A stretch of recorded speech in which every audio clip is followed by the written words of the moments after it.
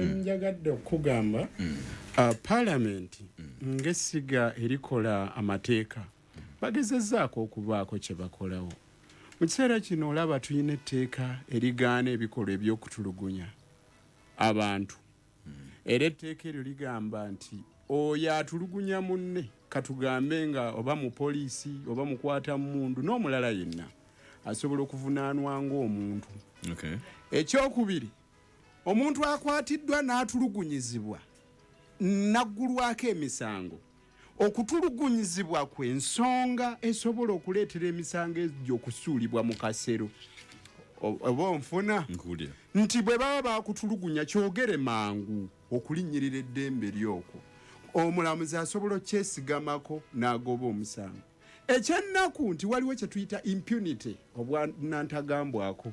Kooti esobola okukuta ate era n'oddamu n'okwatibwa n'ojwetekwa kw'emisango.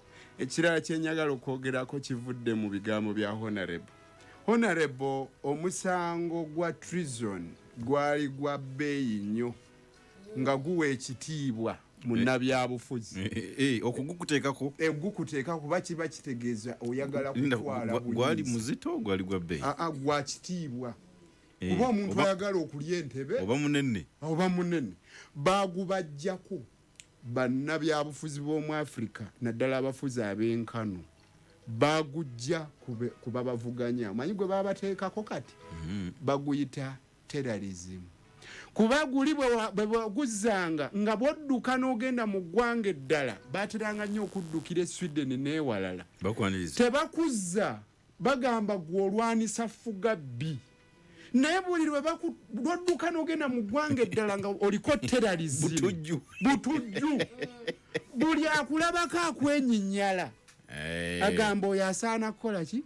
Waliwo abantu be nawolerezaako nakati bakyaliyo ekkolokooni naye bo baba bateekako okukwata abakyala obwakkondo bwe bityo. Ebyo byenyinyaza kati baba balina okuzza eyo gy'oli bakujjeyo bakuzze kuba guli musango gwa byabufuzi political case. Ako kenjagadde okuleta omanyi ono atufuga ono yayita mu bikolwa bya kusekeeterera gavumenti. In addition to wako nga honorable nga council era kimpite kubanga nakyo kituufu.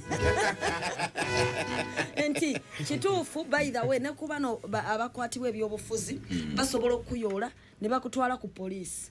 Bamala okutwala ku police ne bakwata fayiro bamanya okuleka fayiro nga ziri open ze banoonyerezaako oba abatemulanye Masaka oba abatemulire bombo bawonna ne bagamba tumuteeke ku fayiro ki ne bakuyunga ku musango gwotamanya. Osanga abantu mu kaduukulu ne bakugamba ffe tuli 10 ku fayiro naye oyo simumanyi yansangawo oyo simulabangako naye banyuze ku fayiro. Se ne bannabyabufuzi batandise okubagatta bano abantu baffe ku fayiro ezo kyekikwewunyisa okusanga omwana wa NUP oba wa FDC oba waki nga bamugasse ku fayiro yabatemudde abantu naye nga omusango tagumanyi nako. So n'ekyo nakyo weekiri.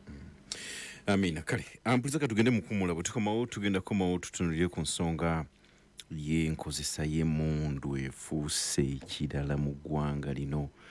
Abakuuma bebawa okuuma bakama baabwe bebabatta abakuumi bettingana.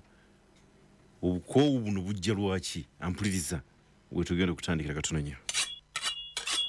Nze Wumalu omukinjaja asinga mu kibuga osobola okumpita original